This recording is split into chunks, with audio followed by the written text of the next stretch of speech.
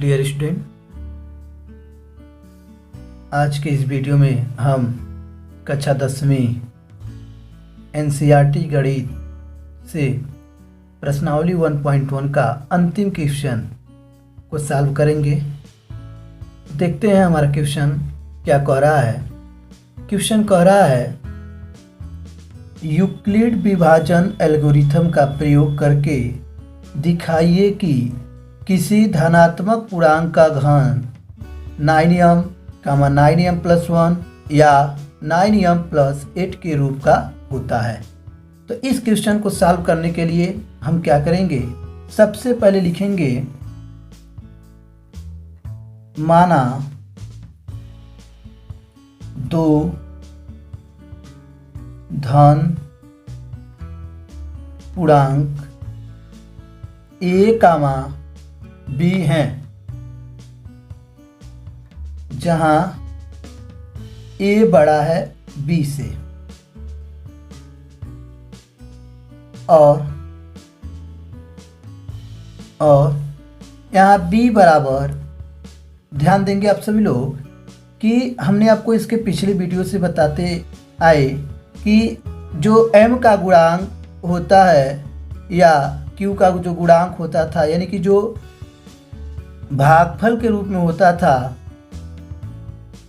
उसी का जो गुणांक होता था उसी को हम b लेते थे। तो यहाँ आपको दिख रहा है, यहाँ पे हमारा भाजक के रूप में 9 है, यानी कि भागफल का जो गुणांक है 9 है। तो आपके दिमाग में चलेगा यहाँ हम 9 लेके चलेंगे, लेकिन नहीं, 9 लेके नहीं चलना है, क्योंकि 9 लेके यदि चला जाएगा तो क्वेश्चन हमारा ज़्यादा बड़ा होगा। क्यों? क्योंकि कहा है घन कहा है और 9 का घन हो जाएगा 729। इसलिए हम किसी ऐसे पूर्णांक को लेंगे जो हमारा छोटा हो और उसका क्यूब 9 के गुणांक के रूप में हो। तो अगर 1 को लेंगे यहाँ तो 1 तो होगा नहीं, क्योंकि 1 का क्यूब 9 का गुणांक नहीं होगा, 9 का गुणज नहीं होगा। यदि 2 लेते हैं तो 2 भी 9 का गुणज नहीं होगा। और यदि हम 3 लेते हैं तो 3 का क्यूब 3 त्रिक 9 त्रिक 27 हो जाता है। अगर 3 को लिया जाए तो 3 गुणे 3 यानी कि 27 होगा, जो कि 9 का गुणज है। यानी कि हम b बराबर यहाँ क्या ले लेंगे, 3। अब क्या करेंगे, लिखेंगे यूक्लिड विभाजन एल्गोरिथम से। यूक्लिड विभाजन एल्गोरिथम से।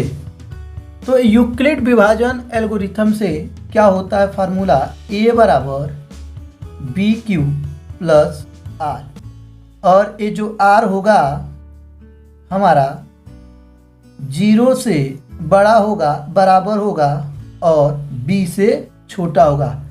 यानी कि अगर b का मान यहाँ हम रखें b बराबर 3, यदि इसमें हम रखें तो हो जाएगा b बराबर 3 पर, b बराबर 3 पे यदि हम देखें तो दिखेगा a बराबर 3q प्लस r, और यहाँ जो r होगा वह 0 से बड़ा बराबर होगा और b के जगह पे हमारा 3 है, यानी कि 3 से छोटा हो जाएगा।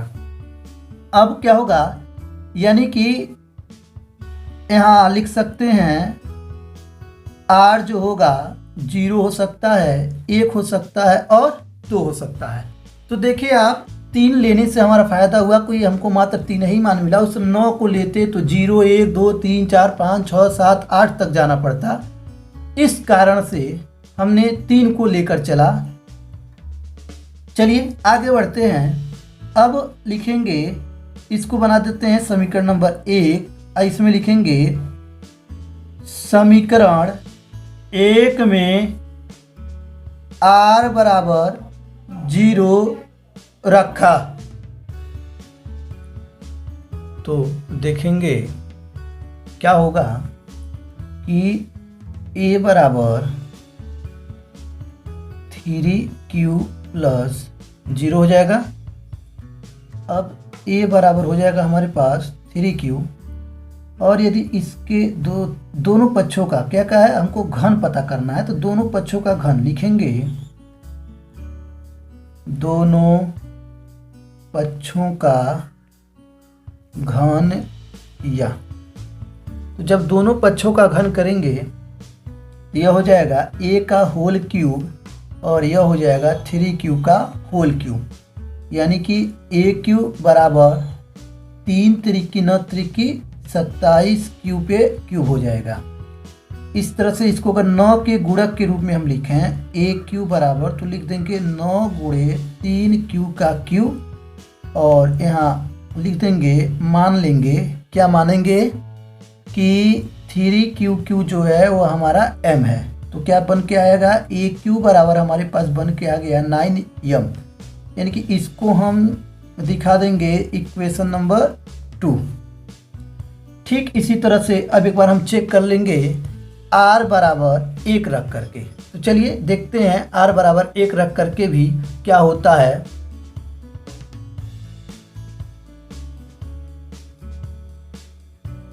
तो लिखेंगे यहाँ r बराबर 1 पर, समीकरण 1 में r का मान 1 अगर रखा जाए, समीकरण 1 हमारा यहाँ पे दिख रहा होगा आपको, तो a बराबर हो जाएगा 3q प्लस 1। अब पुनः इसके दोनों पक्षों का घन करेंगे, लिखेंगे दोनों पक्षों का घन किया। तो जब दोनों पक्षों का घन करेंगे तो क्या होगा हमारा, हम देख लेते हैं। तो यहाँ हो जाएगा a का क्यूब और यह हो जाएगा 3q प्लस 1 का क्यूब। a क्यूब बराबर हो जाएगा, अब यदि इसको सॉल्व किया जाए a प्लस बी का होल क्यूब, तो सभी लोग जानते होंगे a प्लस बी का होल क्यूब का जो फार्मूला होता है a cube plus b cube plus 3ab और कोष्टक में a प्लस बी होता है।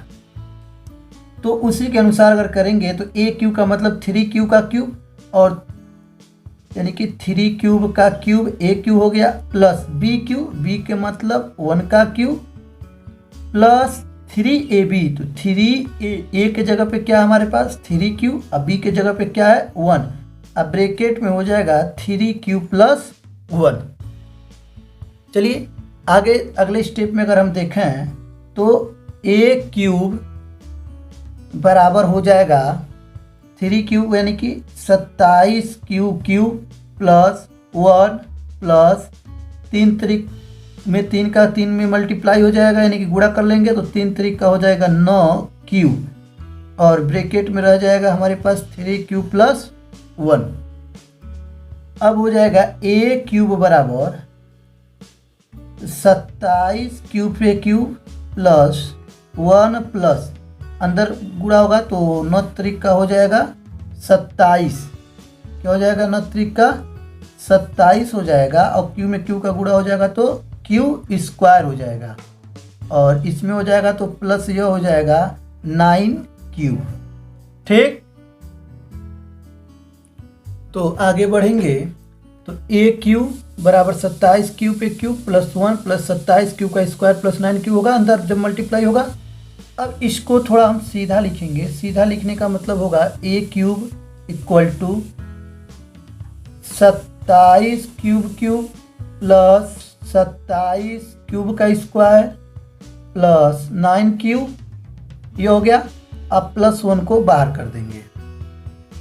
अब यदि आगे हम बढ़ें, यानी कि आगे जब बढ़ेंगे तो आगे देखने को हमको मिलेगा कि यदि हम इतने से 9 को कॉमन करना है, यानी कि a क्यूब इक्वल टू 9 को कॉमन करेंगे तो यहाँ कॉमन का मतलब होता है भाग देना। 27 में 9 का भाग देंगे तो क्या बचेगा हमारे पास 3, और क्यूब का क्यूब प्लस यहाँ बच जाएगा 3 क्यूब का स्क्वायर प्लस यहाँ 9 निकल गया तो सिर्फ और सिर्फ क्यूब और प्लस 1।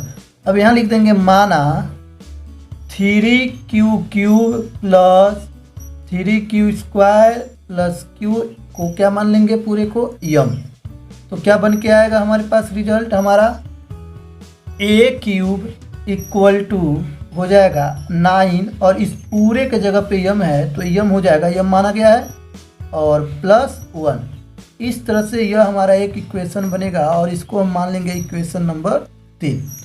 अब अगले स्टेप में हम क्या करेंगे, एक बार पुनः जब सॉल्व करेंगे तो अब लिखेंगे यहाँ r बराबर 2 समीकरण 1 में रखा।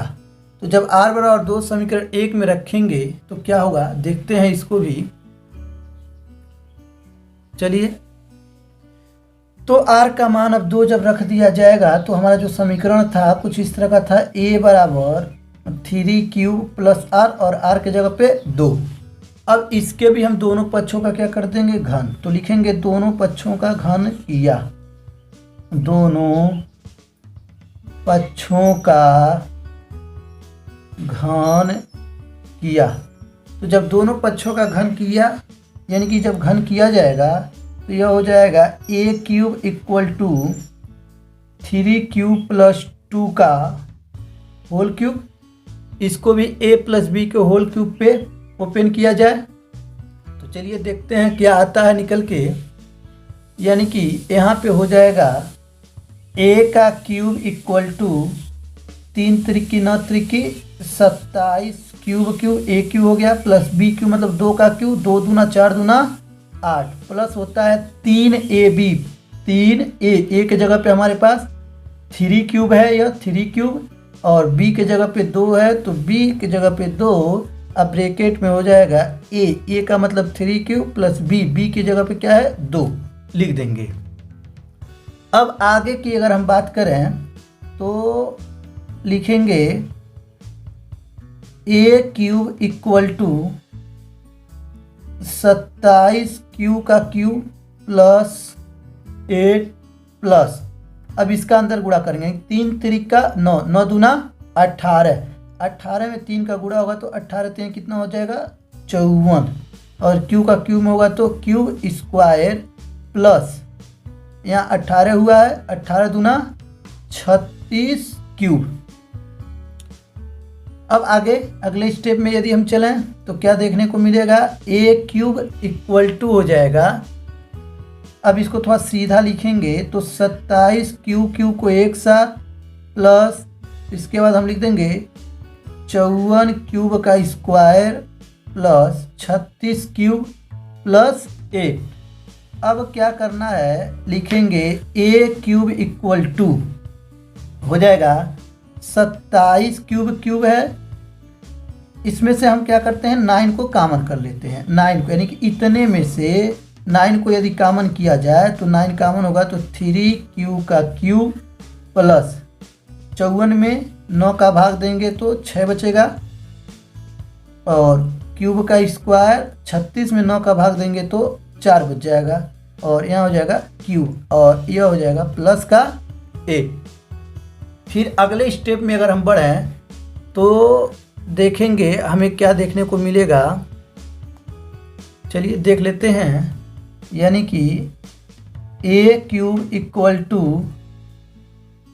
9 हो जाएगा, इस पूरे को एक बार फिर हम क्या मान लेंगे m, तो यहाँ हो जाएगा 9m प्लस 8, यहाँ लिख सकते हैं आप ब्रैकेट में, माना 3q का cube plus 6q square, 6q square हो जाएगा, और plus 4q equal to m मान लिया हमने, तो यहाँ 9m प्लस 8, यानी कि इस तरह से अगर हम देखें तो हमको दिखा a³ equal to 9m plus 8। इसको अगर समीकरण बनाएं तो यह होगा हमारा समीकरण नंबर 4। अब एक बार गौर अगर हम करें समीकरण 2 को, तो हमने आपको बताया जो हमारा समीकरण 2 था, समीकरण 2 किस रूप का है हम आपको दिखा दे रहे हैं। यहाँ से आप देख सकते हैं समीकरण 2 हमारा क्या है 9m, यानी क्यूब वाला a कोई पूर्णांक है और किसी पूर्णांक का जो क्यूब होता है वो 9m होता है, यानी कि लिख सकते हैं यहाँ हम क्या लिख देंगे, यहाँ पे हम लिखेंगे समीकरण 2, और समीकरण 3 को अगर देखें तो समीकरण 3 हमारे पास क्या निकल के आया है। अगर समीकरण 3 की बात किया जाए तो आप देख सकते हैं समीकरण 3 में हमारे पास क्या है, ए क्यू इक्वल टू 9m+1, ये भी आप देख सकते हैं। और समीकरण 4 को अगर देखें तो ए क्यू इक्वल टू हमारे पास है 9m+8, यानी कि कहा जा सकता है समीकरण 2, 3 व 4 से स्पष्ट है कि